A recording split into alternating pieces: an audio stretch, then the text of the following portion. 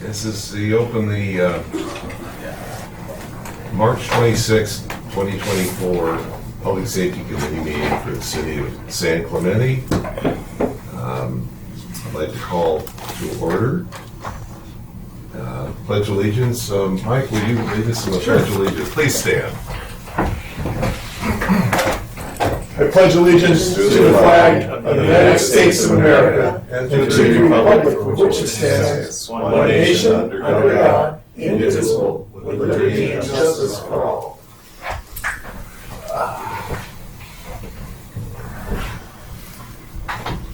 Danielle, can you do the roll call, please? Sure. Chief Ron Malott. Here. Chief Shane Mull. Sounds like he'll be a few minutes late. Okay. Captain Jay Christian. Present? Chair Nick Bercuda. Here. Vice Chair Michael Greenwald. Here. Mark Roden. Here. Scotland Rober. And Gary Walsh. Present. Thank you. Our next item is Don't sit down, Adam. just walked in. We've got a special presentation by the Community Development Director, Adam Atamian, on city council liaisons. Good afternoon. Well, thank you for having me. Adam Atamian, Community Development Director. I'm sure your microphone's on. You know what, we're recording this on that, right? If somebody comes in, I'll turn this. So, thank you for having me today. I just wanted to give an update about council action at their last city council meeting related to assigning council liaisons to each committee and commission. For the Public Safety Committee, that liaison will be former Public Safety Committee member Rick Leffler. The idea here is that the committee will have an assigned representative from the council to be able to answer questions along the way and just ensure that the work plan and the activities of the committee are carrying out the desires of the council as it relates to their advisory body roles.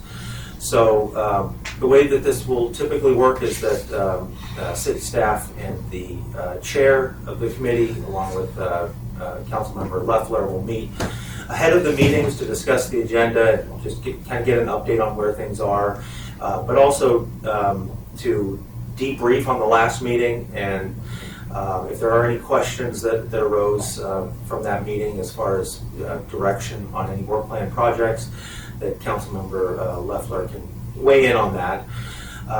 Keeping in mind that we're sensitive to Brown Act implications. There are things that come from the committee that will be deliberated on by the council. So the council members' purpose will really be just to reiterate what council has indicated as far as their direction to the committee goes. This is something that the committee has dealt with in the past, and there have been times where specific questions came up related to the work plan and its projects, and hoping to get a little bit more council clarification on the direction forward. So that's the intention here, and we see this as a very great positive step forward. Councilmember Leffler will also be receiving regular invites to these meetings, and so he may sit in from time to time, but just to restate that his role here will not be to engage in the specific work of the committee. That's still up for the committee to tackle, but just to be aware of the projects and their current status and provide any small recommendations or clarifications along the way. So that concludes my presentation. If there's any questions, I'm more than happy to answer those.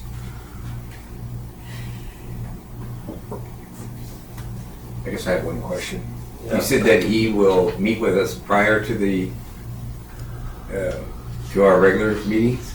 No, so he would meet with the chair and staff to go over the agenda, and at that same time, essentially debrief on the last meeting, And just to be aware of what, what's going to be discussed and what the status of each of the projects are, kind of the major milestones being met, those kinds of things. Okay. That's All right. Good Thank you. job. Thank you, Eddie. Next order of business is review the minutes from last month's meeting. If you would, please take a sec or two to go through there and I'll entertain a motion.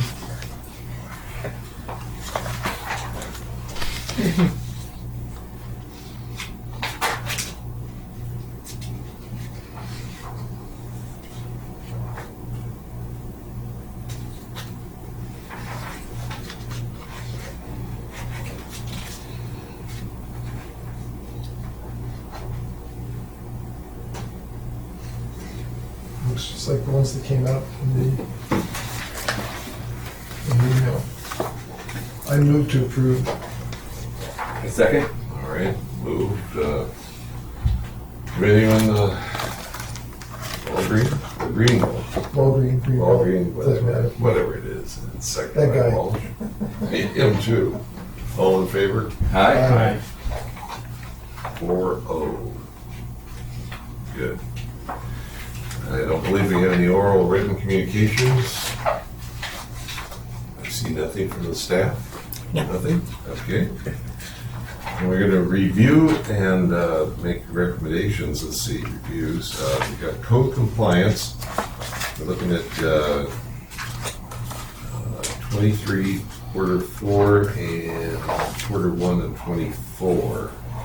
If you'll take those out, and Danielle, can you help us out with understanding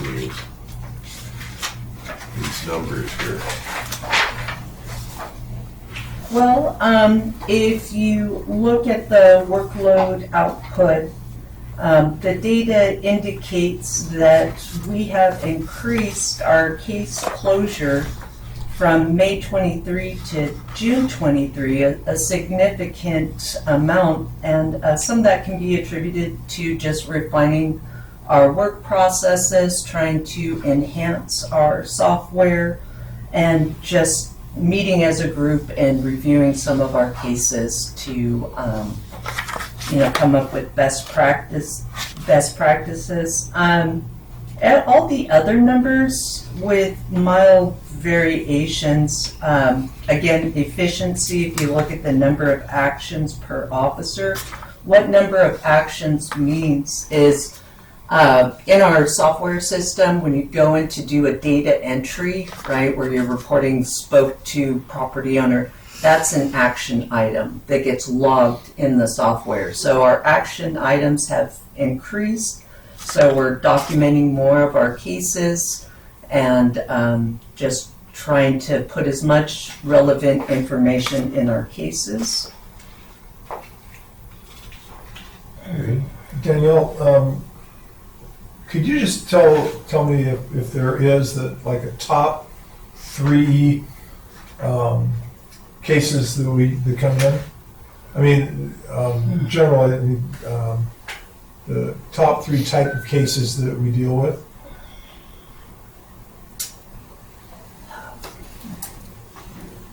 That is kind of a yes and no. So there's seasonal cases that we always get every year. So our weed abatement season is kicking off. Okay. So we'll get a number of cases, that are assigned during the weed abatement season. In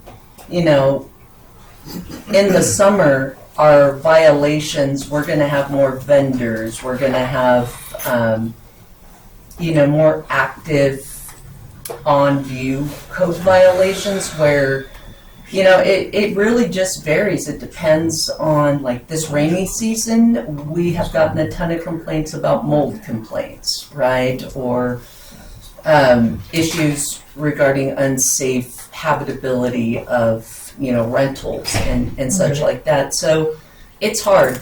It's hard to predict. I mean, there are the reoccurring trash, junk, and debris types of complaints.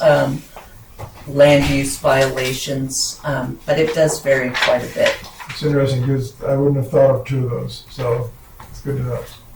And on the street vendors, is there, do we have enough regulation in place for you to enforce against street vendors that shouldn't be there? Yes. Good, okay. Thank you.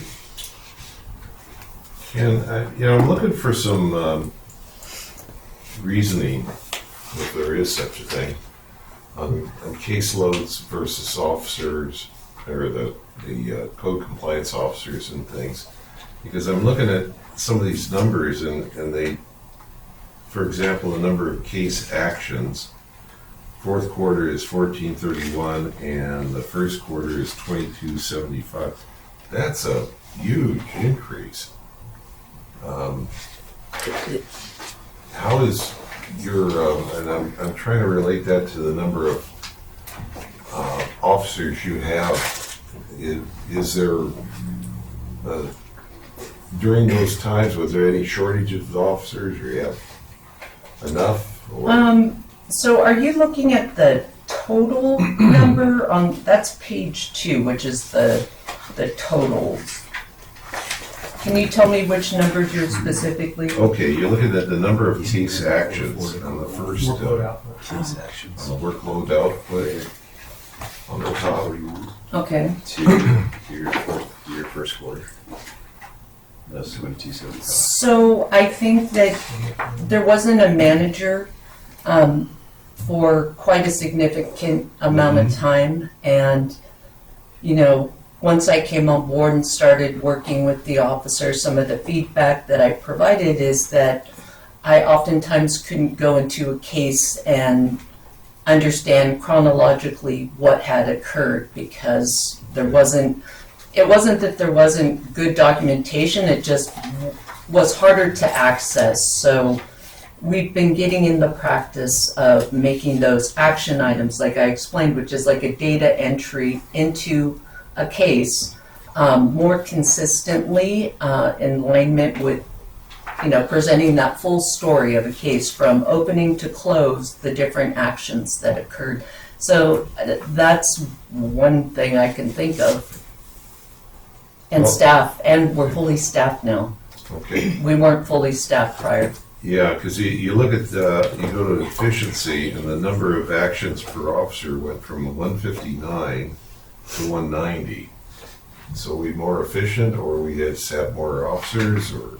I think a combination of both. Having more officers, being more efficient. We did have a huge influx of lighting cases at one point that kind of threw everything out of whack and probably has impacted some of these numbers. But those are really, and it's pretty common to have fluctuations in code. It's not unusual. Okay. Well, I'm looking at the bottom one on efficiency, the number of cases per officer, and it's like double per officer. Going from 36 to 77 in that quarter. That must is be the awfully lighting efficient. cases. Yeah. I'm gonna say with almost 100% certainty that those lighting cases really increased everyone's caseload quite significantly.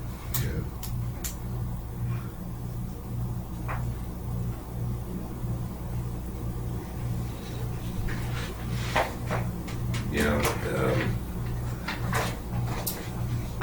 Here's one that's rather interesting. On the first workload output, number of hours for certification and training, you got fourth quarter is 99 and the first quarter is 5.5.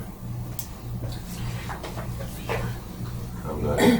Oh, yeah, that was due to the requirements that came in at that time from the city manager for the FEMA classes. So,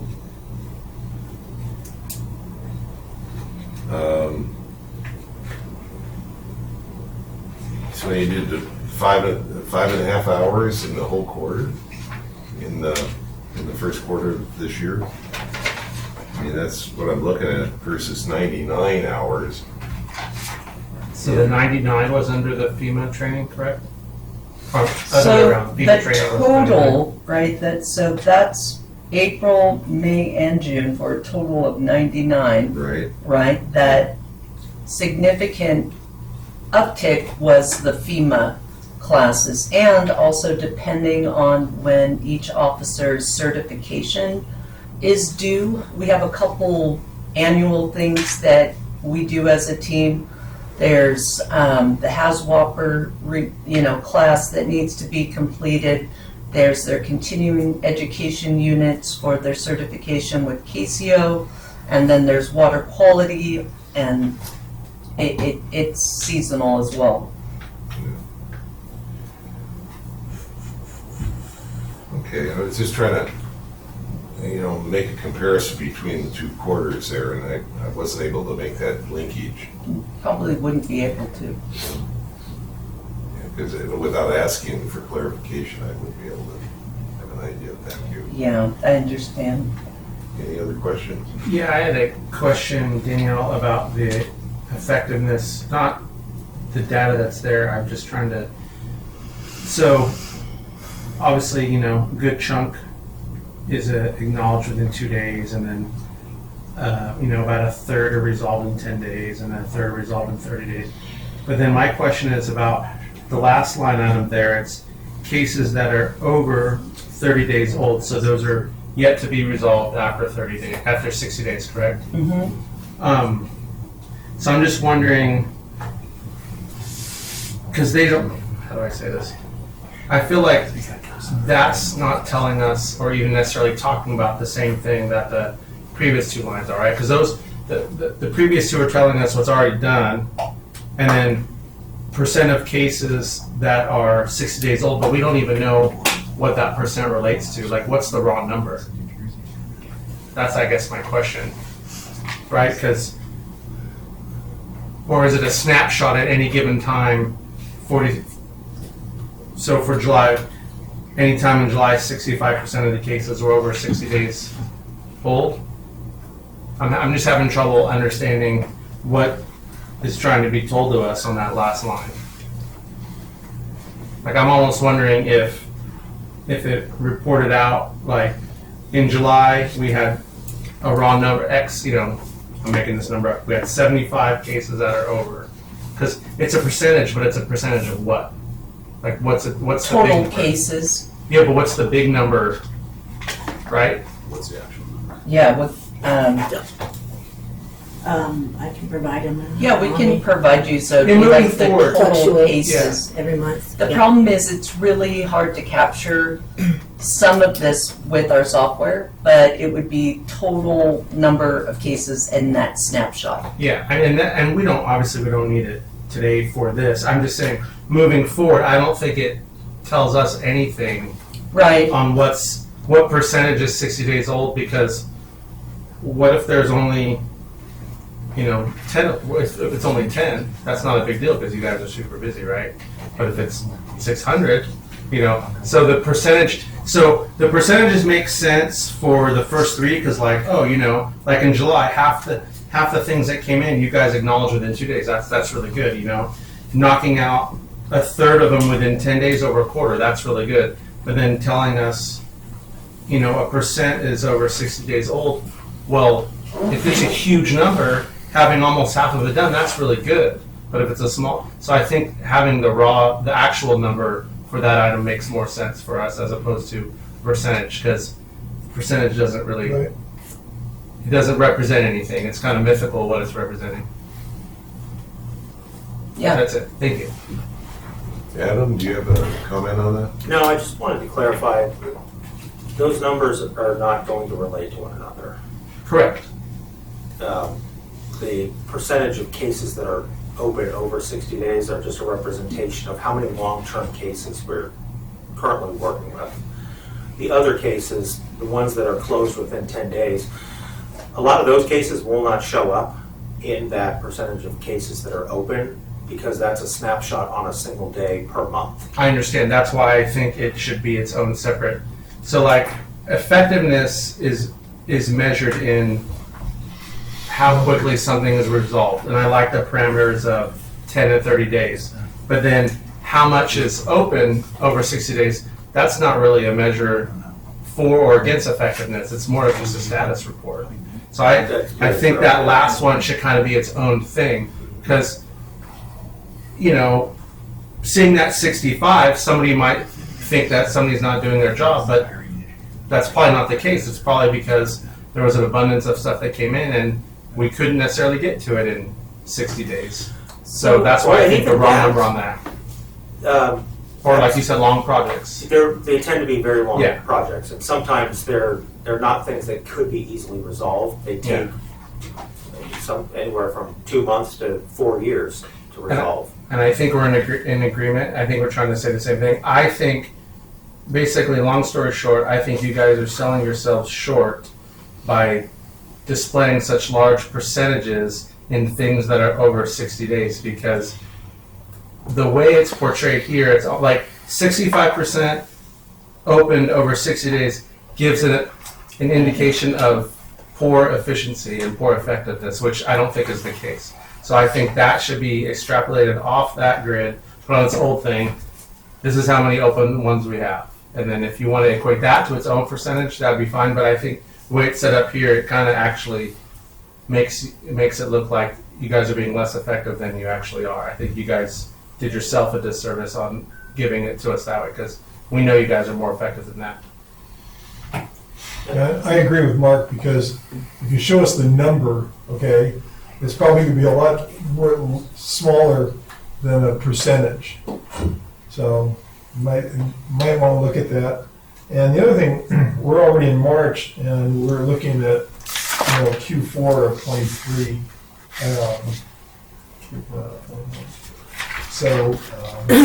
It's because December's meeting was canceled.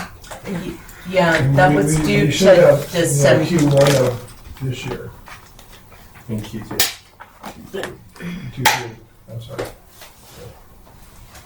Well, So you can look at those. if you guys remember, our meeting in December was canceled. So we're playing a little catch up here. Okay. Right.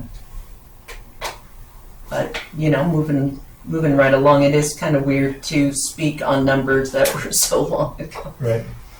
Well, we're trying to make some sense out of it. For example, if you present this to the citizens without an idea of what they're talking about, if the percentages are there, they should add up to 100%. But we're not talking about it. We're talking about apples and oranges. But the way a citizen could interpret that, it says, I don't know what that means, because we're at 130% if you add them together. Well, Anyway, I that's- would love for you guys to look over how we're capturing this data and make recommendations on how to better structure these performance measures. That's something that would be greatly helpful. We got to get a handle on what you guys are doing so that we can actually do that too. So and it's just another contact in another setting, obviously. Well, I mean, I know you guys have that in your work plan, so I mean, maybe we Yeah. can meet at another time. Sure. Yeah. Yeah, so I that'll mean, help. everything else is in raw numbers, and that last one is just in percentages. And I think that it would look a lot better for you if the last one was in numbers. Yeah, especially if your staffing stays the same, but then all of a sudden 1 month you have quadrupled the amount of cases.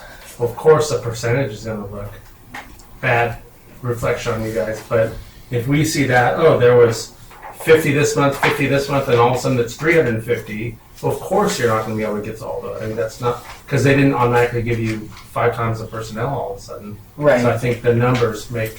Now, if you want to, have double columns with numbers and percent, but I think, like Mike said, all the other information is in numbers, not percentages, and it kind of, I think it paints the wrong picture for you So guys. we can't really change these parameters or these,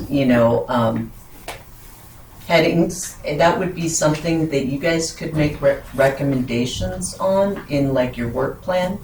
And that's something that we could discuss about making some changes to. But we would need those recommendations to come from your board group. Yeah, but we gotta figure out what the numbers really mean to us, so that it makes sense out of Can we make that recommendation? Yeah. Well, Well, when we get it's in to our that plan. subcommittee, right? Because we'll just follow your data, right? Wouldn't it follow Yeah, your That's right, on Yeah. the staff. Okay, let's go to park ranger performance. Now, the time period here, we got fourth quarter of 23 and first quarter of 24 represented here.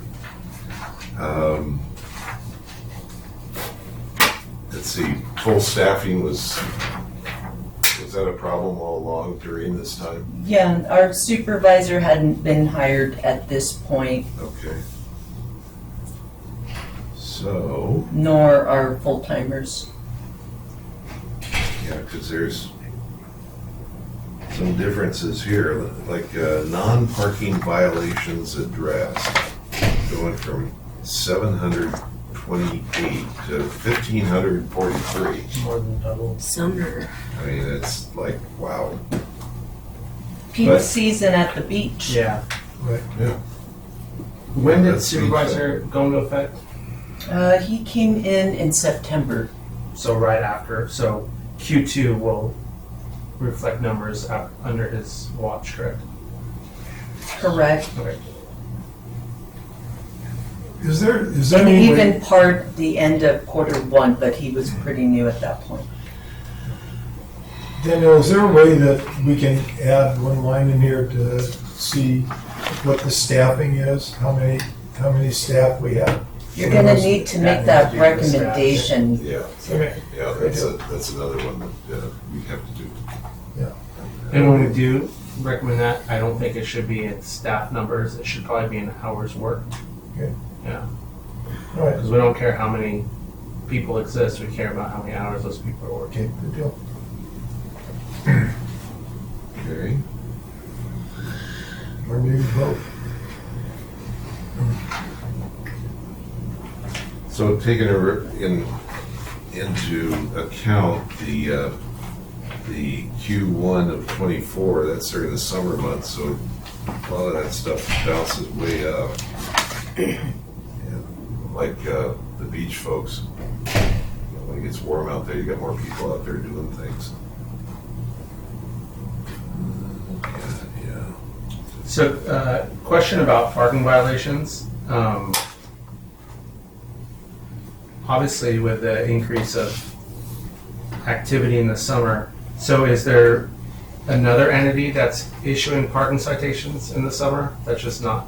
So those are parking citations that are in lots associated with the park or Okay. the beach, not like city streets. That's done by the sheriff's department. Okay. So these are only for vehicles parked, over time or, blocking fire lane at the beach parking lot or the park parking So lot. like Linda Lane and Mhm. okay, but is somebody other than rangers giving out tickets in those locations, like volunteers or anything? Not that I'm aware of.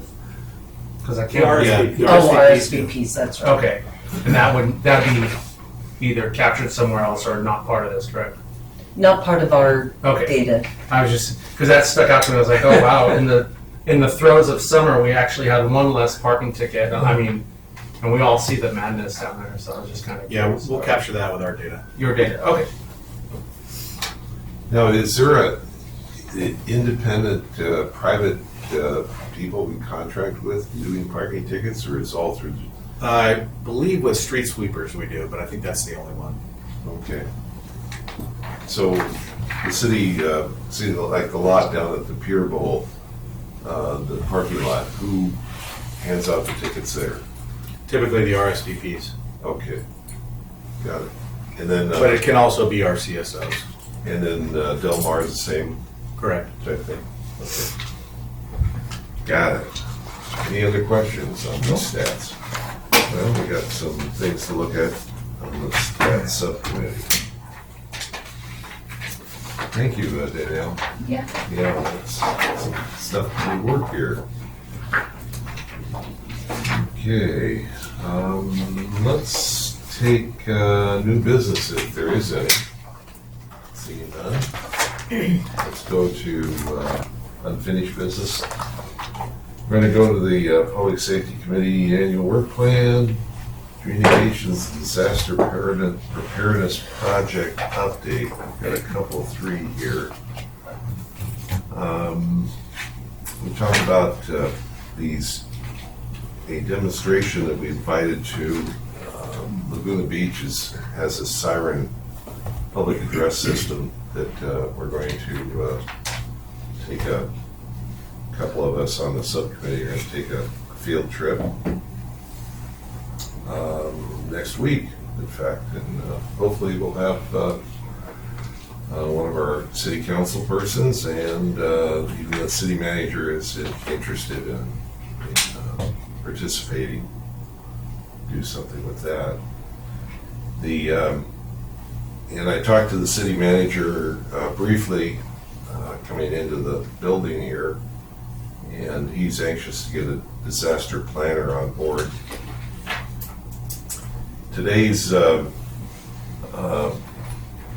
disaster that we witnessed in Baltimore, Maryland, is catastrophic, at least, with that bridge collapsing.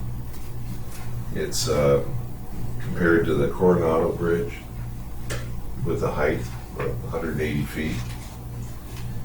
And that one in Baltimore is over a mile long.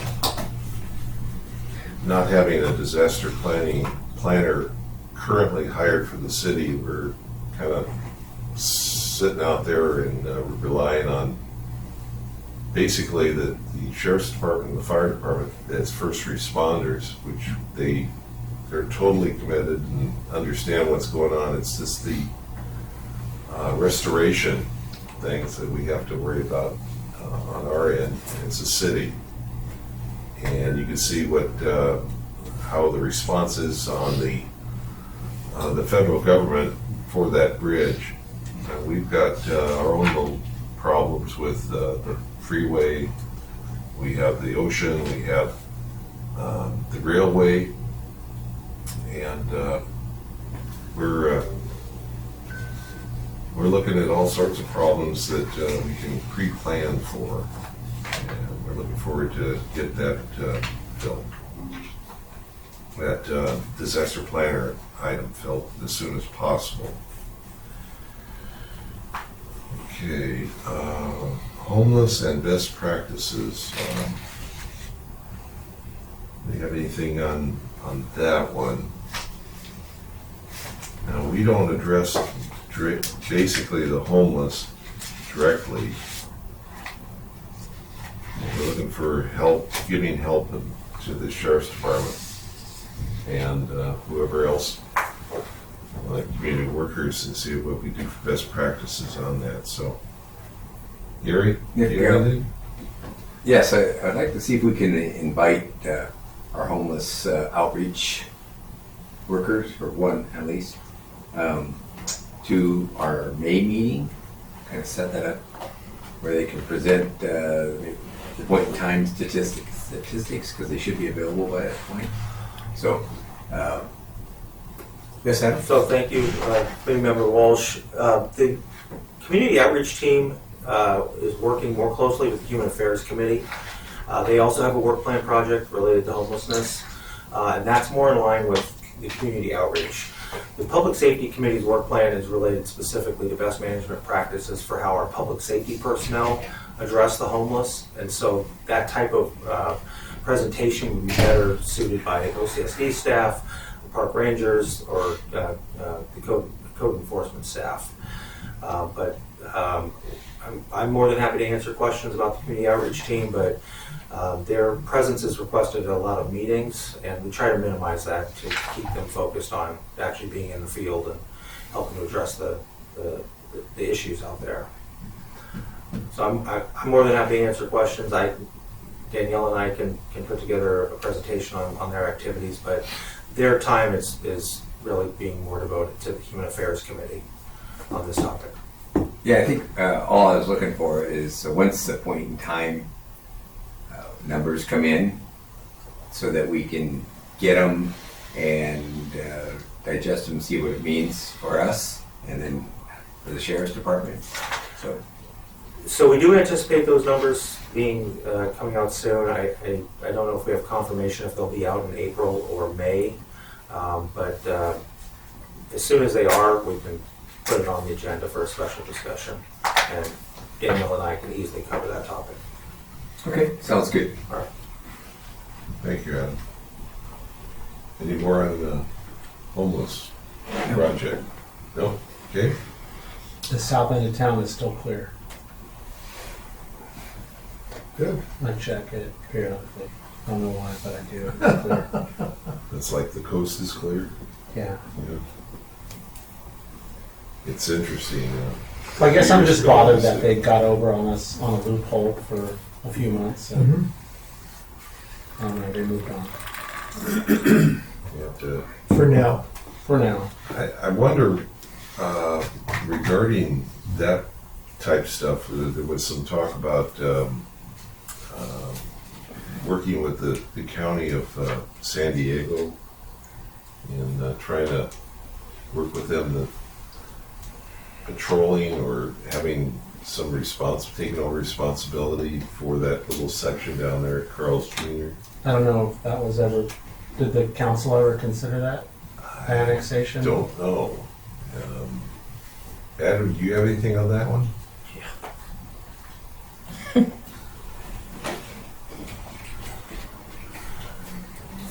So on that topic, the council never was presented with any concept there. The underlying property owner is the federal government, and so at this point, any issues that we identify there, city staff will reach out to the military police to go and address. The county of San Diego has talked about changing their lease of it, but they're not the underlying property owners, and so there are other avenues that we can go with. But as far as city ownership of that property, that's not going to be a possibility. The federal government is going to want to hold on to that land. Right, but as far as patrolling that area, we kind of end right at the county line, which all those encampments down there is what we're trying to address is public safety on there, because they're the police jurisdiction would be like for the sheriff's department for San Diego, and their response time is like forever, and so Yes. and it's just so. Chief Christian, do you have any insight as to what's kept them away? I don't. I mean, other than city outreach and Amber, my homeless liaison officer that goes down there and kind of, even though it's out of the county, kind of makes a presence and offers them outreach and So it run for warrants. may resolve itself. We don't need to, address ourselves to that right now. If there's no problem. I believe at this point in time, we have an identified solution to having that area addressed, and it's outside of the city's jurisdiction. It's even outside of the state's jurisdiction to some degree. Okay. But if issues do arise in the future, we'll reinitiate our contacts. Good. Yeah. Thank you. Thank you. Neighborhood Watch.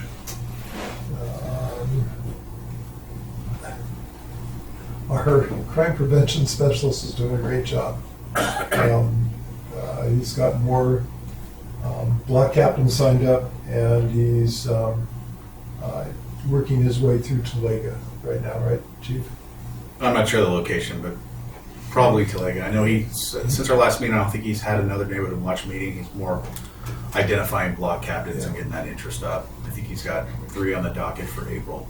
Yeah, I know that Talega was, a lot of people in Talega were calling him, so doing a good job. Also looking at the sign request too. That's one. Well, Yeah, where are we at on that? we had asked for some money to buy signs. And Adam, do we have currently inventory of some signs somewhere in the building? Do we know? I believe we do. It would be in public, it'd be up in the sheriff's. And if we do they have the correct phone number on it? And if they do, I'd like to take 4 of them and we will put new ones up in our complex and get the old ones with the bad phone number down. So, If you want to give Ryan a call, I'm sure he can steer you in the right direction. One of my fellow board members now put them up. yeah, I believe that Public Works was working with Sergeant Schrader on about 30 of those signs. So like we're all working with Public Works to identify how many signs that we have in public property. City staff can replace those signs depending on the cost. We may need to go to the council to ask for specific funding. And the city, with that funding, we could produce the other signs. However, city staff cannot go onto private property and replace like an HOA signs, but we can help facilitate the creation of those signs and provide them. But we're still looking into that. I should have a full update at the next meeting. And I'll be more than glad to work with Ryan on any of the private property signs with other HOAs. Yeah. So, Got it. And if I wanted to bring something up, and I don't know if it's going to fit under neighborhood watch or maybe Captain Christensen gives his report, but it's on something I've become aware of is uptick in crime using fobs. Fox. Yes, so Okay. Captain Christensen, are you aware of? Okay. I'm not. So I learned this through a friend that actually had this happen to him. Is that as they were walking away from their car and they clicked their fob to lock the car, your car is talking to the fob. right. Apparently, there are devices that allow people to intercept those signals. Clones it. And they send it to somebody, and then as soon as you walk away from your car, they come up, and your car says, "Oh, here you are again." And then, but it's not you, it's them. And they break into your car, and they can actually steal your car using this technique. And primarily, what happened to my friend, anyway, was that they broke into the car. They actually didn't have to break in, they could just open the door. And rifled through a purse, took out credit cards, rang up a lot of charges. They had no clue because they locked the car back up, and they didn't know until they got home and realized, wow, here's what happened. Anyways, there's a thing called a faraway bag that is recommended that you put your fob into, which basically keeps it from sending a signal out to your car. So this happened in the sheriff's district. So, but and this goes on into how we report things, which I'll address later. But anyways, I don't know if there's if maybe the crime prevention officer can cut out something on it or find out, or if they want to talk to me about it, I can go there. But you can go on YouTube and you'll see how it's done very quickly and very easily. Tinfoil works too. Right. Yeah. You can use tinfoil. When we used to run out of Faraday bags, we would just wrap phones in tinfoil until we could get it in Yeah. a safe location. Lost the signal. So, yeah, And and make a tinfoil hat out of it they too. can use our, No, like, no, it's and not. generally what's gonna happen is they're gonna go to places where people are gonna get out of their cars and go for a walk and so we have several lots that are primed for that, so. It's a tough one to combat, you know. A lot of times, it gets reported, the deputies go out and, was your car locked or unlocked? Well, I'm pretty sure I locked it, but there's no damage and they got in. It's hard to say whether it was locked or unlocked, or if it was indeed somebody that intercepted the fobs mechanism, so it's a tough one. Maybe we'll all switch back to keys. Oh, you still my heart. Well, and the next thing is they get in the glove compartment, and you're supposed to have your registration with you, your Find out sheriff where you home live. address, you know? You're out for a walk, we'll go over to your house. Yeah. So, the law doesn't require you to have the original in your car, just a copy of it. So I always tell people to white out the address and have a photocopy without the address on it in their glove box. You know where you live. They don't need to know where you live. When you get your ticket, Nick, just tell the deputy where you live. That's on a driver's license, right? Yeah. If it's a current one. Mark, and Gary, will this pick it up, because the fob's always communicating, but can they pick it up, or can they only pick it up if you're activating the fob? Turns out that it can pick it up at any time, as long as it's within about 20 feet.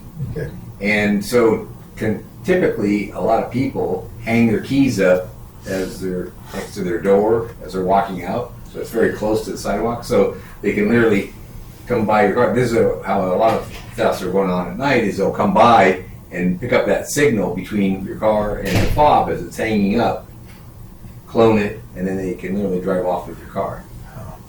Yeah. Yep. Wonderful, wonderful stuff. Technology is great. To a degree. Anything else on that? Okay, statistical review. Scott and I went regarding the ambulance, Falk Care Ambulance. We went and were invited to their headquarters in Orange. We took a nice tour and sit down. We discussed statistics and we both came away with a positive feel that we're getting the best bang for the buck. Good. And, it was interesting, they go through with these ambulance operators, 22 a month hiring. And it's. You said 22? 22, I'm surprised it's not more. yeah. I think the fire department steals most of them. Especially in town. As he says with a big smile. I gotta come from somewhere. With the new wage increase, they're all going over to McDonald's. So anyway, and then looks like we're going to be, our little subcommittee's going to be picking up some stats like we discussed on the park ranger and the, Can we make a couple of motions here to do to what? change some of the reporting? Not yet, we got to find out what we need. That's what the subcommittee's going to have to Okay. make a presentation on. So do you want to at least agendize that so we can talk about it next month? Well, it'll be, we're constantly on the agenda, I believe, right here, statistical. Well, that, we don't, it's just so he It's can on talk the about work next plan, month when it so comes up it's, to that. you can do that anytime. Okay. Now, human trafficking. We had that presentation last month. We had a great presentation from Stacy and reached back out to her and asked her, what else we can do. Okay. Haven't heard back from her. Okay. Because we've got, I was going to ask Danielle, how did the sweep on the massage parlors go? We had to reschedule. We're trying to coordinate with the sheriffs. My senior code officer who does the coordination got that cold that everybody got and was out. So we're working with Sergeant Streeter to set up another time right now. Okay. Thank you. good. E-bike and traffic safety. Mark?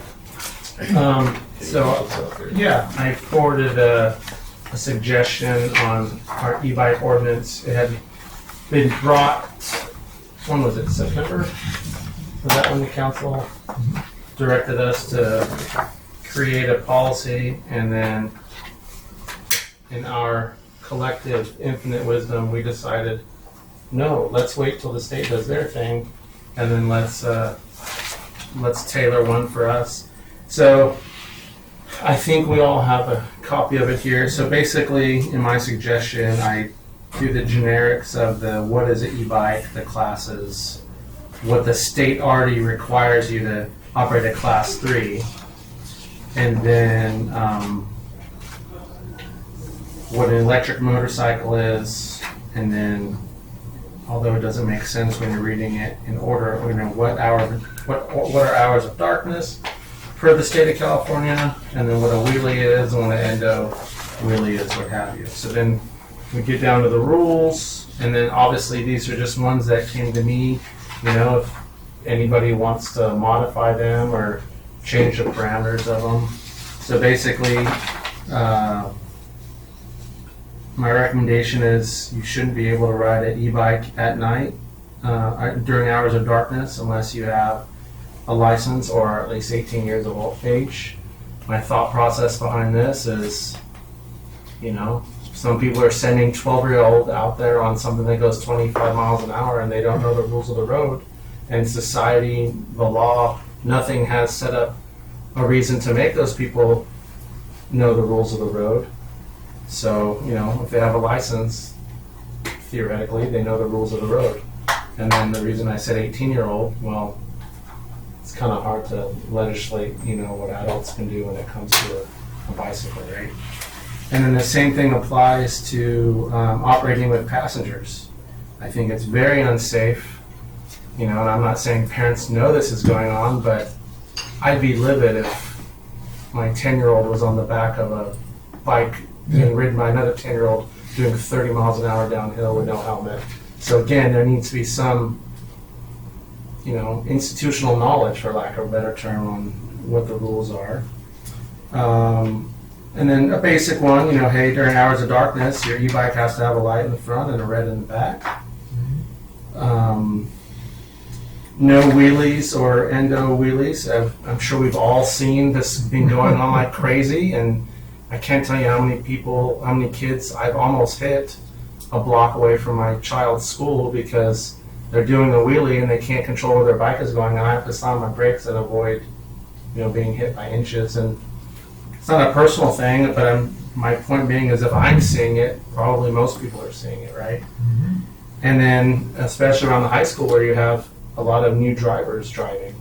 Well, the 16-year-old and his parents' BMW might not have the knowledge, skills, and ability to avoid the kid doing the wheelie on the bike, and then we have the problems there. Basic one, don't operate while texting. I think we'd all agree with that.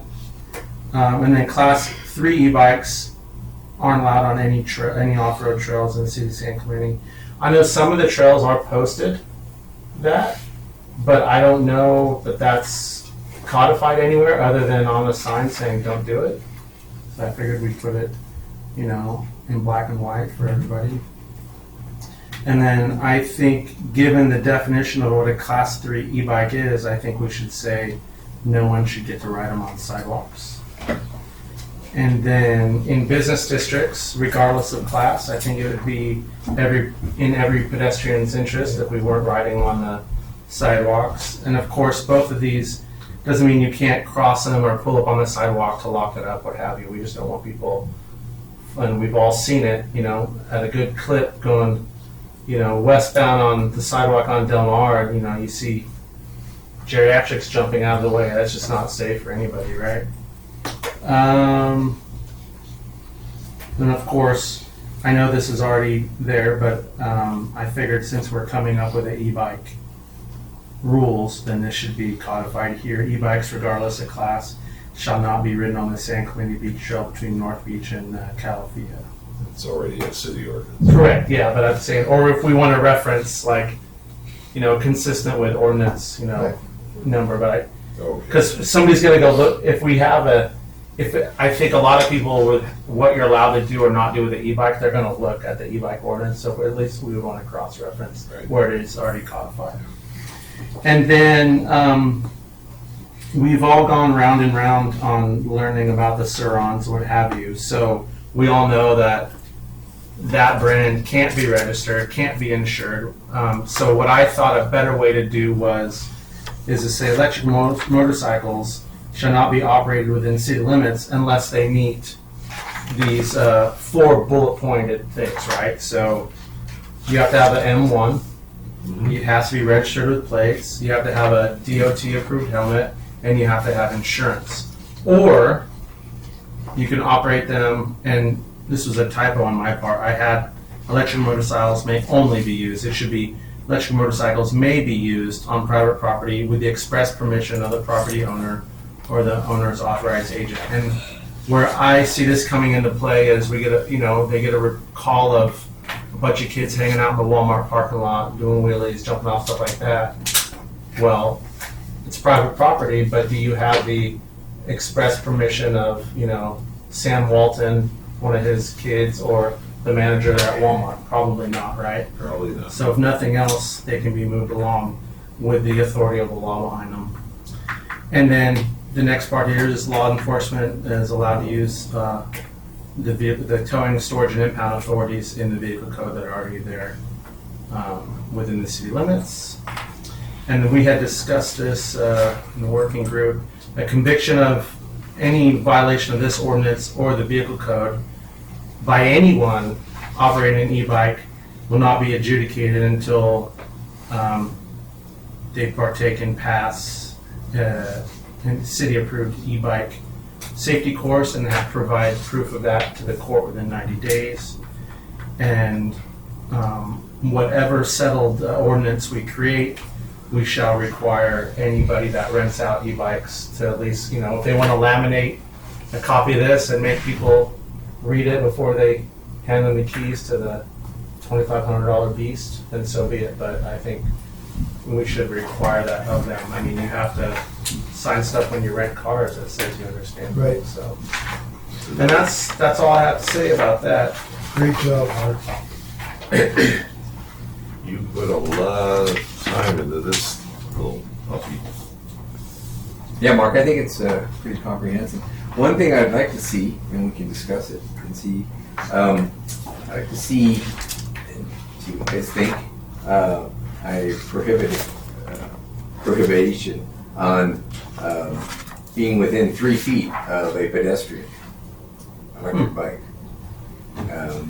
And where I see this happening is on Presidio. You have a lot of joggers who like to use the bike lane rather than go up and down driveways. And some of our riders along there on their way down to Trestles and such have that frame of mind. I like to, they like to, they think they're riding the wave. I think the only issue with that is, and so there's similar law that pertains to cars, have to be 3 feet from bikes. Right. Well, the difference there is the bike is where it's legally supposed to be. A jogger in a bike lane technically is a violation of the vehicle code of pedestrian on the roadway. So I wouldn't want to see us create a rule that says the person riding the bike has to get out of the way of the person breaking the law. That's the issue with that, right? Well, So I'm the not sure. person jogging in the person jogging in the bike lane is a pedestrian on the roadway. They're not supposed to be there. Now, if there's a shoulder, if there's a sidewalk, but when you're running, it's your due diligence to be where you're supposed to be running, and the bike lane's not it. I'm going to defer to Captain Christensen on this. I'm not aware of a person in a roadway being in violation of the California Vehicle Code. Yeah, he's absolutely right. Well, what if I jaywalk? Am I in violation? Well, actually, effective January 1st. Well, that's why I brought it up. But that's not jaywalking. Jaywalking is traversing cross traffic. Right. Walking, being in the bike lane with the flow of traffic or anti-traffic is a pedestrian in the roadway. Crossing, for whatever reason, they said it's not a stoppable offense. I have no idea why I know why they did it. Because the state deemed that people were being stopped disproportionately based on race for jaywalking. But it's strictly applied to that, not a pedestrian in the roadway creating a traffic hazard. Our legislature at its finest. They have too much time on their hands.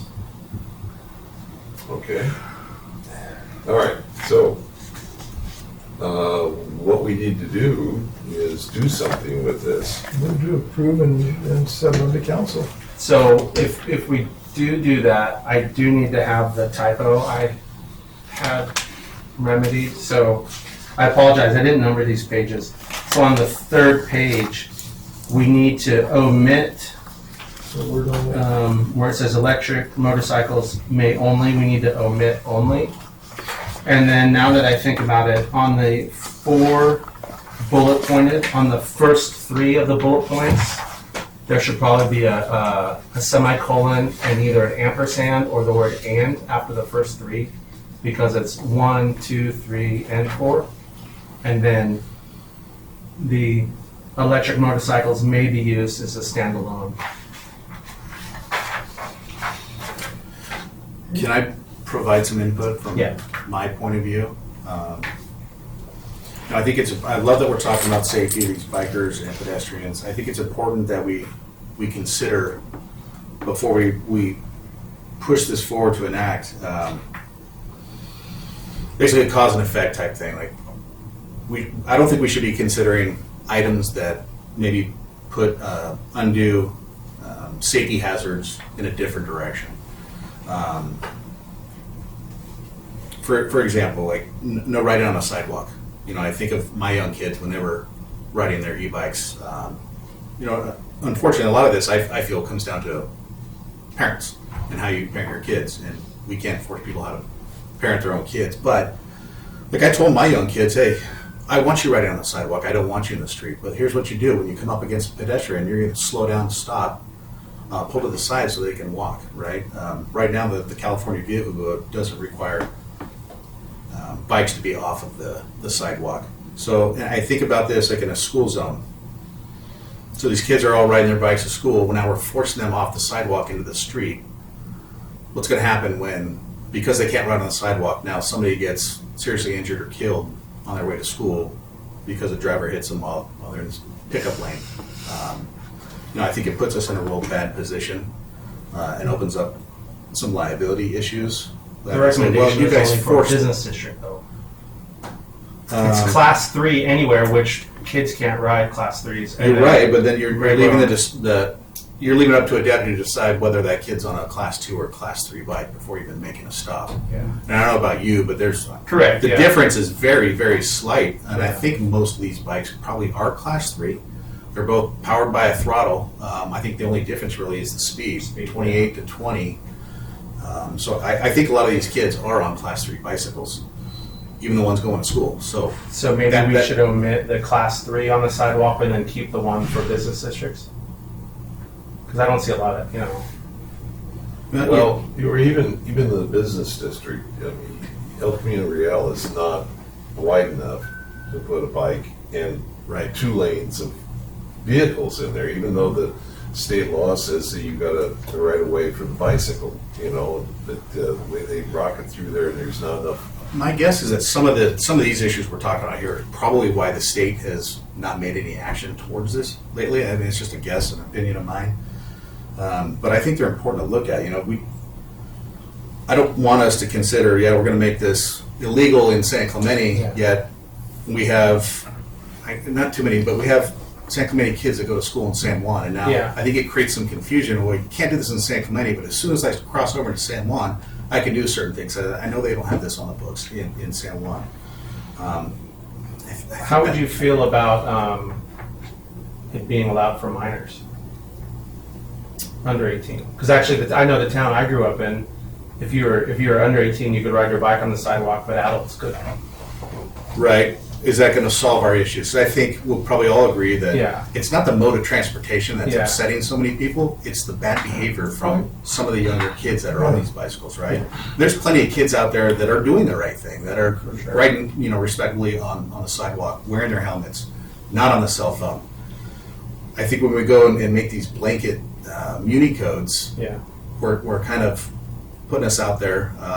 Not to mention, for my guys out there, we've already gone through this, especially when it comes to the Surons, but not just the Surons, other e-bikes. They attempt to stop. Well, these bad apples are taking off. So are we going to create a more dangerous environment? Because what happens when you're on for the police, typically we're going to chase you, right? So I've instructed my guys, listen, if these kids are on bikes and they take off on you, do not follow them, because the last thing we want to do is put ourselves in a bad position where a kid, because he's running from us, gets hit by a car. These are the things that I think about. So, and then when you do stop the kid that may be in violation of something, you're stopping the good kids that are respectable with law enforcement. Yeah. And you may get one citation out of it, but the next time he's going to take off just like Johnny did next to him, right? Because he's learning, they're not going to chase him. So it's just, I think it puts the deputies in a difficult position. I think they end up becoming the no fun police, which is the last thing I want for us to be here in San Clemente, right? There's not a whole lot for kids to do. At least they're getting outdoors nowadays and not tied to a computer. But I don't know. I think it's worth looking at some of these and maybe kind of dealing with some of the issues. For example, like the valid driver's license. How are we going to determine whether or not a person riding a bike has a valid driver's license? If you look anybody from age, I'll say 14 to 18, that's a big window, right? But some of these younger kids may look a little bit older. And as you know, Mark, in a vehicle, we can't stop a car just for a license check, right? So that kind of, I think, Yeah, and I guess that the limits us there. intent wasn't that these be, conditions for making a stop. It's like, oh, hey, well, while I have you here running the stop sign, did you know you're not allowed to have this? But I do, so that's why I was kind of apprehensive even back in September when the council was like, hey, we need this. So I was like, well, because we all know the second we put more rules on the books, your deputies can only handle the calls they can handle, do the stops they can stop. So the byproduct of this is going to be, now we're going to have citizens, hey, you guys passed a law that says X, and I don't see your deputies enforcing it. And that's unfortunate. That was part of my apprehension back in September. Like, well, hold on, let's not create a bunch more rules that, and this isn't meant that the deputies don't want to enforce. It's just they're busy. It's like, I don't want to create a bunch more rules that the deputies don't have time to enforce. But the council was very adamant that we need a policy. And I think all of us were in agreement that the policies, that the examples we were given were horrible. I mean, so one city wants to issue licenses. I mean, that's e-bike license. That's nuts. That's a lot of liability. So I do think, in light of what Captain Christian said, I don't have an issue if we get rid of the sidewalk stuff. And then, you can't just go stop someone because they look young, riding a bike, but it's in something. I mean, obviously, you see a 9-year-old with a passenger on the back. There's Right, there's going to be some obvious ones, right? So, and I think that's kind of what it is, especially, or you put 2 and 2 together. They're leaving the elementary school. Clearly, they don't have a license, right? So, yeah. Some of the other ones can't operate a passenger. Again, same issue. Unless you have driver's license or you're 18, that we have the same issue with that, right? And then, as far as passengers are concerned, the CBC already kind of regulates you can't have a passenger unless the bike is designed to ride a passenger. I know some of these bikes have seats designed for multiple passengers, regardless of age. And that's why I had written it this way, because I don't want a 9-year-old riding a bike with a passenger, even if the bike does have a, like, I know, like, you have the Rad Runner, the Rad Wide, those, Right. A little kid, because inevitably what's going to happen is they're going to dump it, they're going to hurt the other kid, and now there's a lot of explaining to do. Well, why was your kid right? And again, we can't parent everybody's kids, but that one just seems like I think as a city we should be willing to say, like, we don't want little kids running around out there with other kids riding on the back of the bikes. Or basically, what's a motor vehicle? Number 3, during hours of darkness, the CBC already regulates having a light on bicycles after darkness. So, I mean, we're just doubling up on that one. No. So So, I get what you're saying. Yeah, we're gonna get. Yeah, you're right. It's already enforceable. It is with CBC. enforceable. It would be nice to recommend the user to have the lights on during the day so that people can see these bikes running around. Which is funny because that is the law as it applies to motorcycles. Yeah. Yeah. And also helmets for everybody on motorcycles.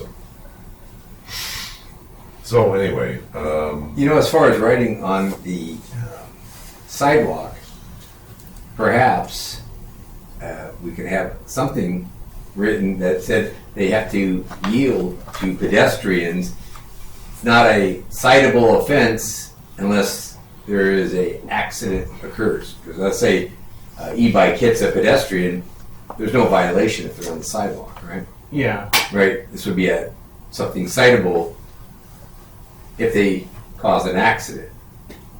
Yeah, but then, I mean, a lot of deputies can't cite. I mean, are all your deputies SWITR trained? No. Yeah, so they can't write tickets based on an accident anyway. Accident investigator could. Yeah, but I don't think After, Yeah, those aren't going after the to. fact. Yeah, those aren't going to an accident investigator though. No, they aren't. Yeah. They would just be Only citations. fatals and GBIs, right? Right. And that'll be handled over to accident that somebody that's SWITR trained. You can't never, you know. I mean, how many deputies are out of this station? Traffic tree.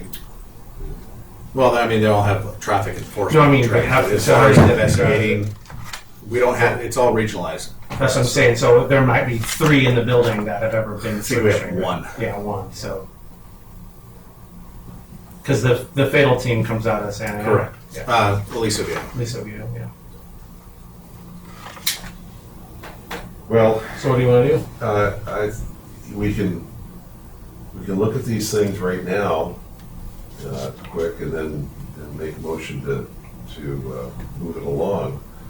And then the city council can have that open hearing and have a lot of yelling and screaming coming in with everybody's doing that, so they can do that. So you're thinking move it forward with the typo repair and then omission of 3, 7, and 8 on the second page? 3 is during the hours of darkness. Yep. Okay, get rid of that one.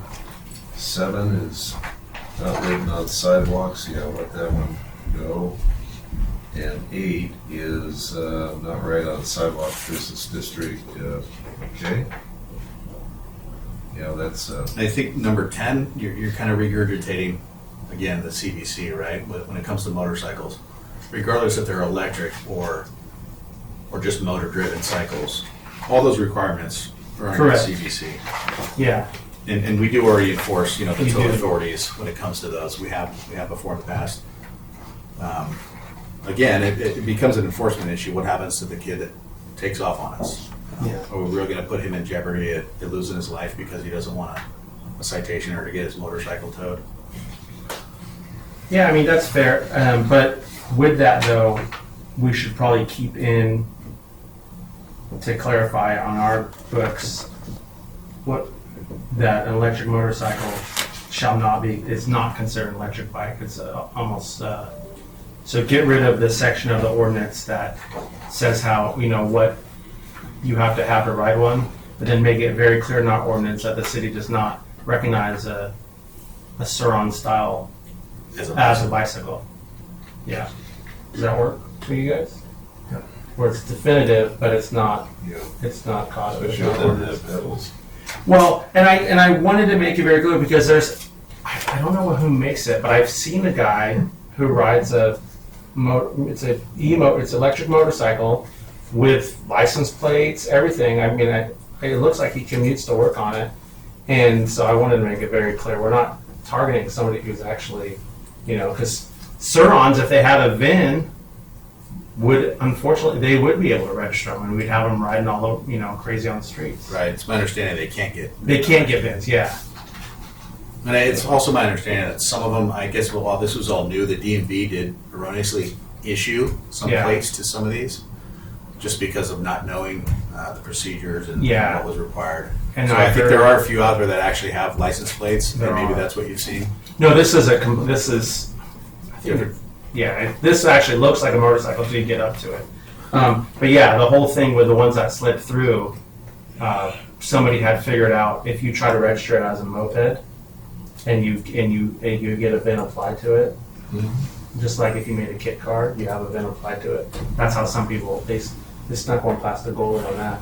So, but I think the DMV is wise to that now.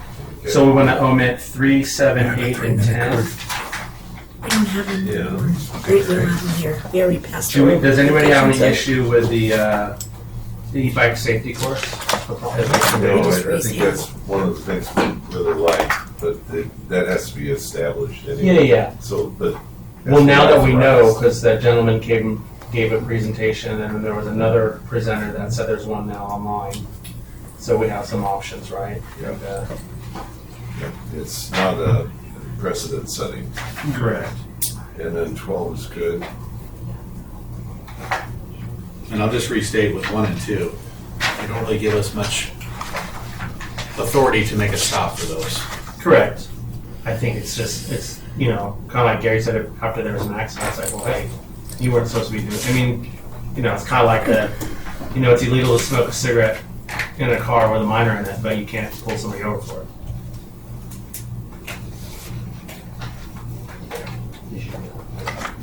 Yeah. I think about 10 years ago, the state made it illegal, you can't smoke a cigarette in the car with a minor, but it also said you can't stop somebody for it. Because it disproportionately affects poor. Let me see.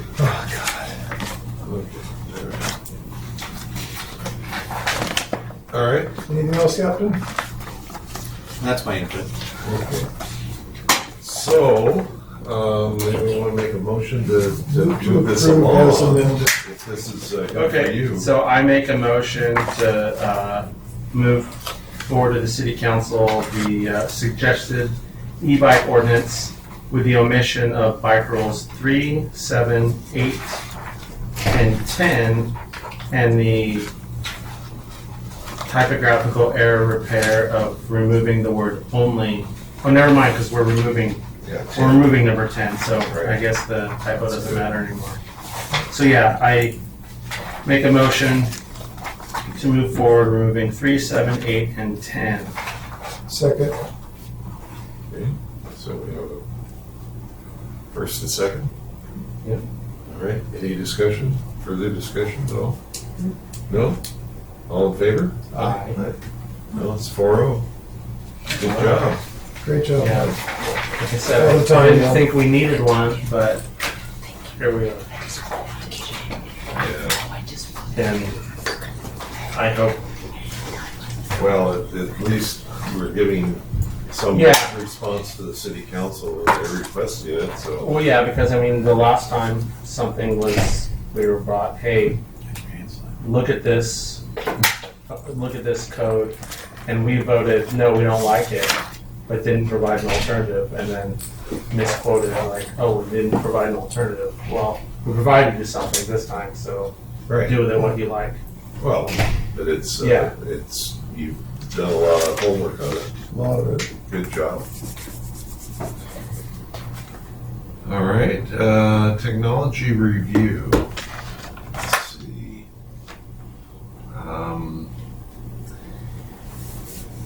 Right now, I asked our police chief to help me out with, because it's budget season, looking at additional holes, or not holes necessarily, but vacancies of where the license plate readers we have in the city, and he provided a list for me. So that was, so we can kind of blanket the city properly, because there's a number of areas that needed some help. Any other comments from the list you gave me?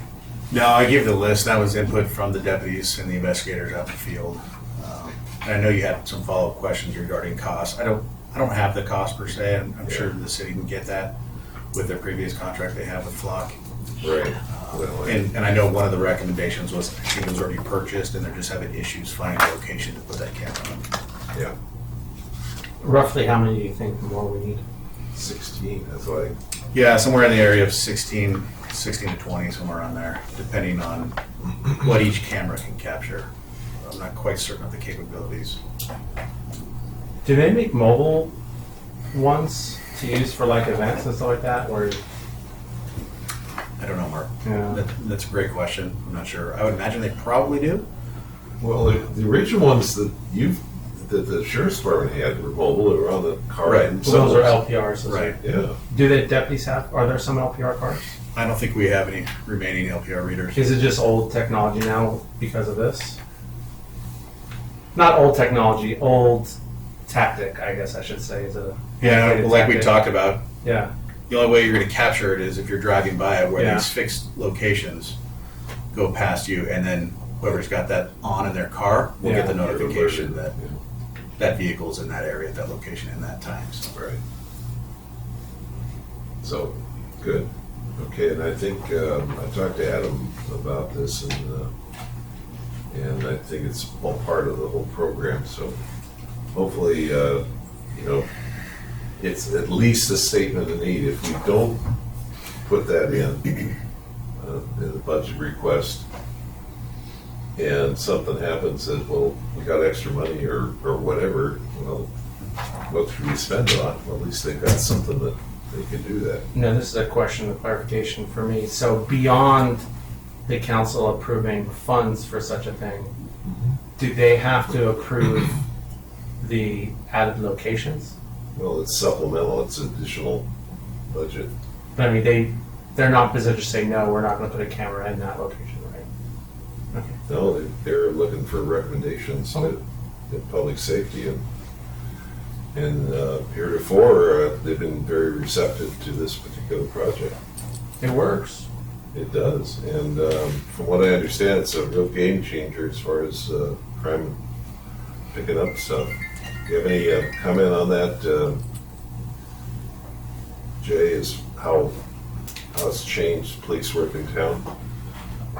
I think it's changed real-time application. Like I said, when you get these notifications, whether it be a stolen vehicle or a vehicle wanted for a crime that either occurred in this jurisdiction or another jurisdiction, it's real-time knowledge for the guys that are out in the field to be able to go to a certain location for, bless you, look for a particular vehicle associated with a crime.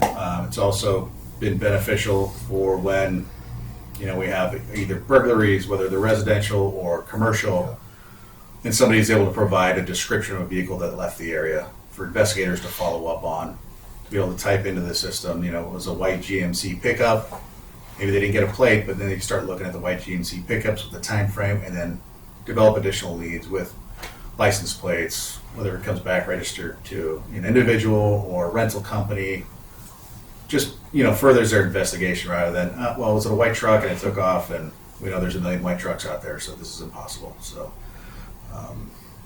it's come in handy numerous types of investigations. So it's a big tool in your toolbox. It's a huge tool. Yeah, and that's the report that I got from other cities that I've asked them about. It's just wow. Right, and the technology is shared with agencies all over the place. So San Clemente can get access to, well, not only our own agency, but let's say Anaheim Police Department, because they've got, hey, the same plate was captured over there. Can we get that information? We'll look at that camera, and they'll share access, just like I share the access with other agencies that are requesting it from me. So Now, does it work I'm not personally familiar with the use of this, Brent. Does it work in reverse too? So say, obviously if they put a plate in there that's a vehicle of interest here in San Clemente and somebody in Irvine, it clicks on that and obviously it's going to pop up in their car. But does say the detective, when they put that plate in, is it set up to where it'll automatically tell the detective, hey, I believe so. while yeah. you're at home, it clicked off and okay. Just like the LPR did, you Okay. can set up the email notifications where you get notified Yeah. of the hot plate is what they call it, right? Yeah. And when that hit at a certain location. So Cool. Yeah, I mean, it's burglary season is upon us. Actually, there's been a lot of reports lately back in the news. I don't know if you guys have noticed or seen or read about they're basically calling it burglary tourism. Yeah. Yeah. So they're using they come on a tourist visa, commit crimes for 6 months, and then don't actually overstay their visa and go back home after they've liquidated all their stuff, and they're never on anybody's radar unless they get caught because they're not overstaying. So Yep. following some rules to break other rules, right? So Gotta be able to do it. Good. Any other comments? Okay. And we get down to reports, committee members and staff, police services. Captain Christensen. I don't have anything to report at this time. Any major crimes that you crushed recently? I think I talked about this last time. We had a proactive enforcement down the outlets with burglary crews coming Yes. in. And did I talk about that at the last You meeting? mentioned it. Yeah. So we've done another operation. I think yielded a couple more crews. So that's been actually something that's been on our radar for a bit. I know Sergeant Streeter put together a great presentation that we shared with our other contract cities. For example, Mission Viejo has the huge mall up there, right? So I think the DAs were impressed with our work down here. I think it helped. They all went to a vertical unit, which was great. It wasn't just, one DA here and there. It was actual vertical prosecution. And I know the first day that these cases started going through, the defense was talking about, hey, can we just lower the penalty here and just, move them on their way with a misdemeanor citation? And the DA was actually like, Judge, you're going to see 3 more cases today, all from St. Clemente outlets, because this is what's going on. Because there's just a lack of knowledge on these burglary crews. So kind of opened some eyes. The judge was like, hey, Mission Viejo's got a mall. Are we doing this in Mission Viejo? So we've taken it upon ourselves to kind of share it to the other contract cities on what's been working for us, so that knowledge not shared is knowledge wasted. So it's been fantastic for us. It's made a dent. But just like anything else, even though we're making dents, it's still probably almost a daily occurrence, whether it be at the outlets or Buffalo, Los Maras, at the Nordstrom's rack that we have now. So, How many in custody, the 2 operations? I believe it was with the 2 additional, 29 to 30. Oh, wow. Yeah. How many of them local? None of them. None. None of them are local. Yeah. Food for thought. Easy on, easy off the freeway. How about the Walmart Lowe's shopping center? You still getting hits in there? Yeah, it's a very busy area for the deputies. Walmart has a lot of theft. Lowe's too, but not as much as the Walmart. And then stolen credit cards get used at those locations all the time too. Okay. Wonderful. Which was a recommendation for one of the flock cameras outside of that center, to be able to kind of narrow down timeframes and vehicles leaving that area. Yeah. Probably like on their all 4, right? There's 4 entrances and exits. Yeah, that's something that business owners can do. I know in other cities, the business owners have explored putting their own personal flocks on their properties. It'd be nice, if they're not going to do it, to have at least one. It seems like a popular getaway is out onto the Veracruz. So they get up, behind the Lowe's to get up to Mr. Hermosa and out. So. You go either way to the freeway. Good thing Walmart has money to buy cameras, right? Yeah. Okay. Anything else? Any other comments? I have no other comments. Got it. And I hate to leave, but I got another thing to do. Okay. So noted. Thank you. Thank you. Till next time. Chief Mull, thank you for joining us. How's the fire department doing? Fire department is doing well. Let's see. Pulled our February stats for St. Clemente. In February, we had 427 medical aid calls in the city and 15 fire responses. None of those amounted to anything super significant, which was good. We did have, we didn't have any reported e-bike accidents, but we did have an e-bike fire on one of our structure fire responses.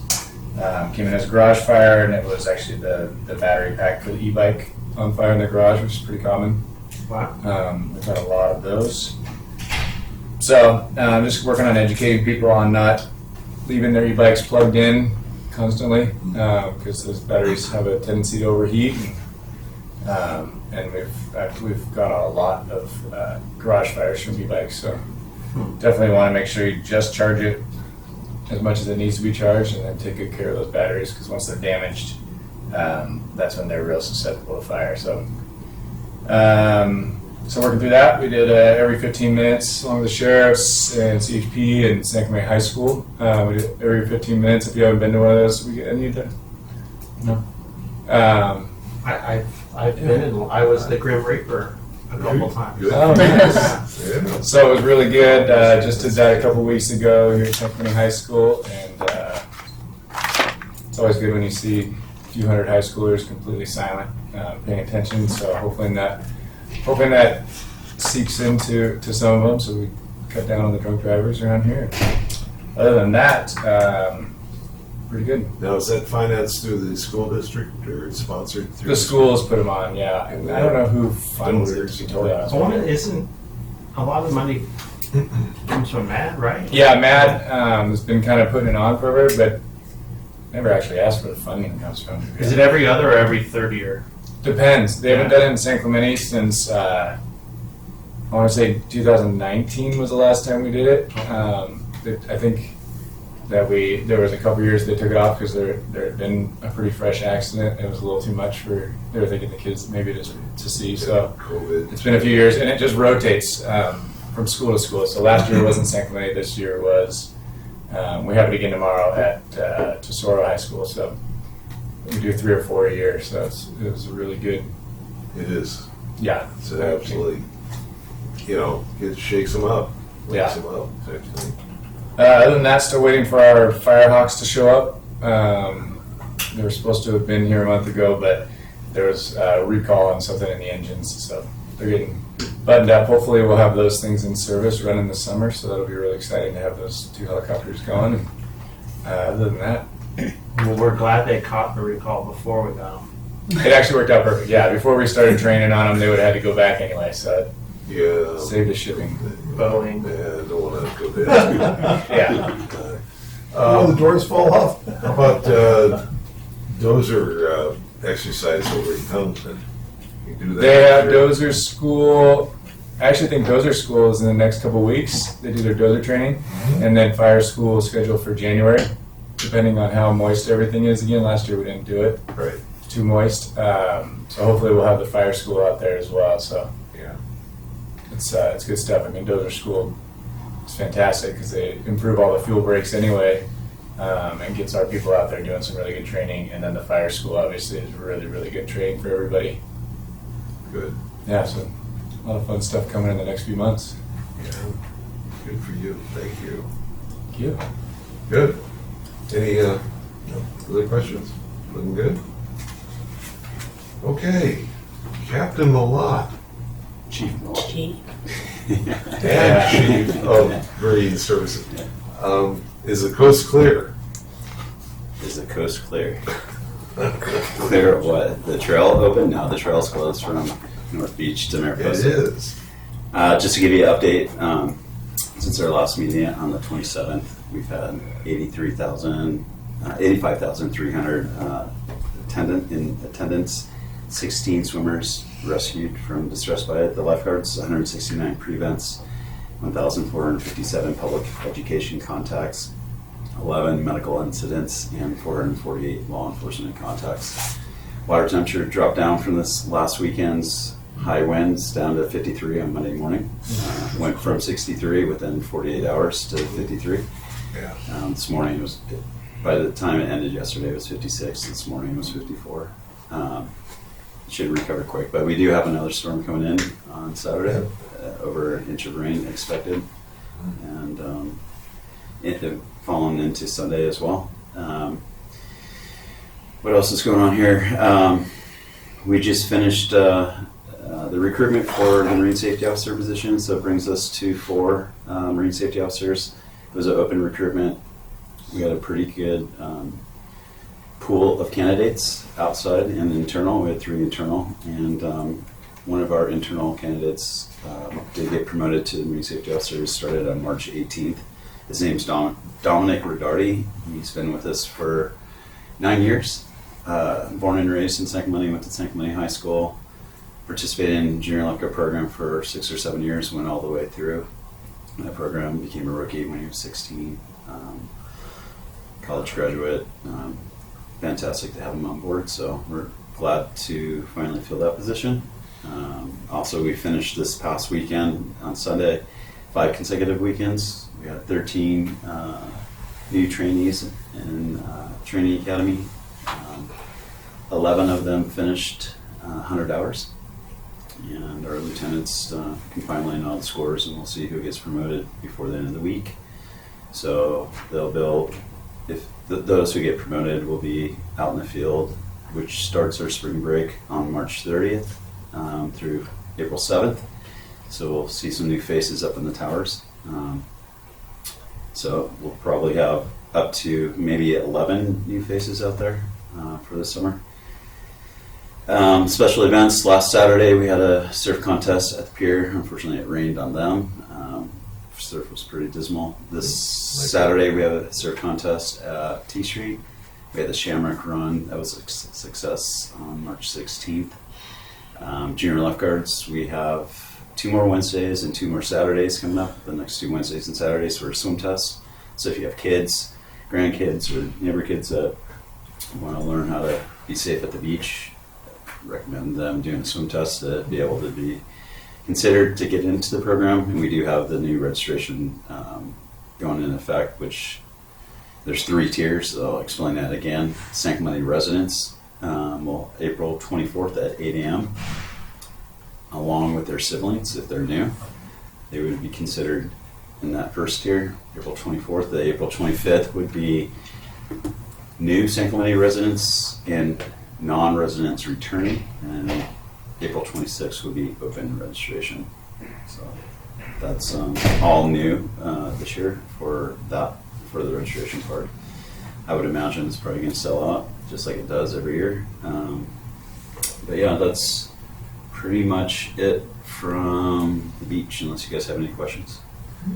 Anything on the hardware that's out in the sand replenishment Oh, stuff? yeah. So the sand replenishment project, the city's working closely with the U.S. Army Corps of Engineers. He was working with the contractor, Mason. They finished up Solana Beach where they brought in 700,000 cubic yards of sand and moved down to Encinitas, and they're doing 400,000 cubic yards. And the target date for them finishing up is April 15th. It could be a day or 2 before or after that. And the goal is for Manson to come back to San Clemente soon after, so we could see them back towards the end of April or the beginning of May, and that's a 55-day project. The city's working with the Army Corps of Engineers to see if they can work 24/7, kind of shrink that timeline to the summer approaching. Our summer here officially starts on May 30th. Right. And obviously goes through Labor Day. So even if it starts at May 1st, it'll go into end of June, and that's with no delays, which we know that the borrow site is going to be off of Surfside up in Huntington, which is, I think, 29 miles away, where they would do 2 loads a day if they're kept to daylight hours. So we have weekly meetings on that. So probably know more. I would definitely will know more if it hasn't started already at our next meeting. Did the rock deposit affect like people being out on the beach, or would it have been the same because of the weather, you think? Well, luckily they stopped it. The city manager got involved and stopped it, and that was soon after, right around the Christmas mark. It was 10 loads, Yeah. but it's amazing how much the topography changes. I mean, if you look on the north side of the pier to Mariposa Point last week, it's just littered with rocks everywhere. And then if you look out today, it's like probably 30% of what it was last week. So it's constantly changing, with the tides and the surf and whatnot. But have I seen a decrease in that area? Not really. I think more decrease because of weather elements.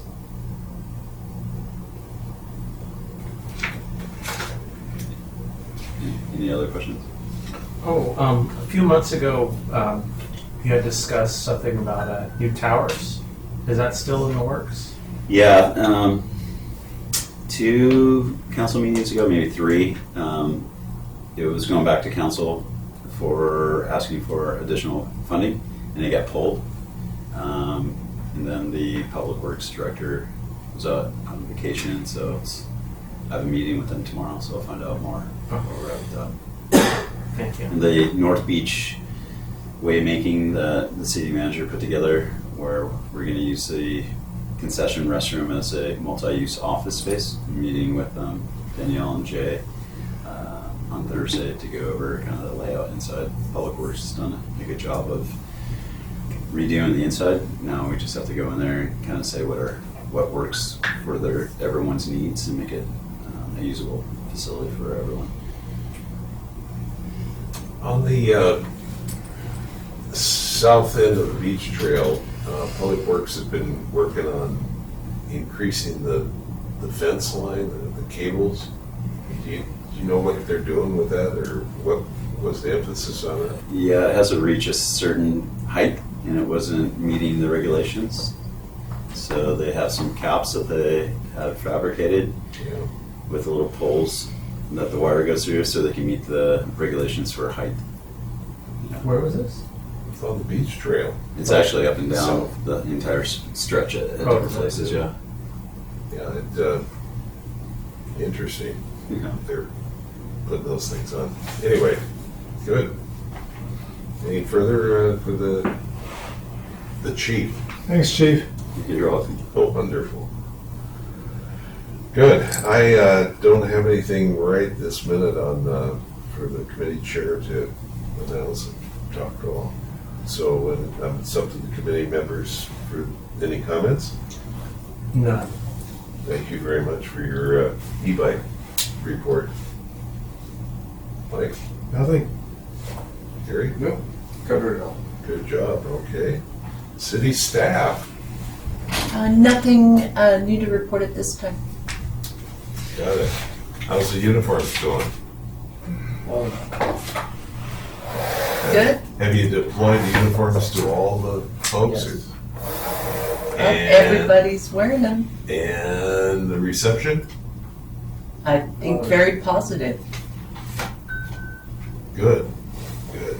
Out of curiosity, have you like interacted with the public and so like, oh, I didn't even know we had rangers. Like, has that been? We're definitely people are recognizing Yeah. us as rangers. We did have times where you'd come up to tell someone, say they couldn't have their dog like off leash or something, and they thought you were just a member of the public saying hi. So we've had definitely more recognition as an authority figure in the parks with the new uniform we got. The uniforms are working. Thank you, Trevor. Appreciate the input there. Any more for the good of the cause?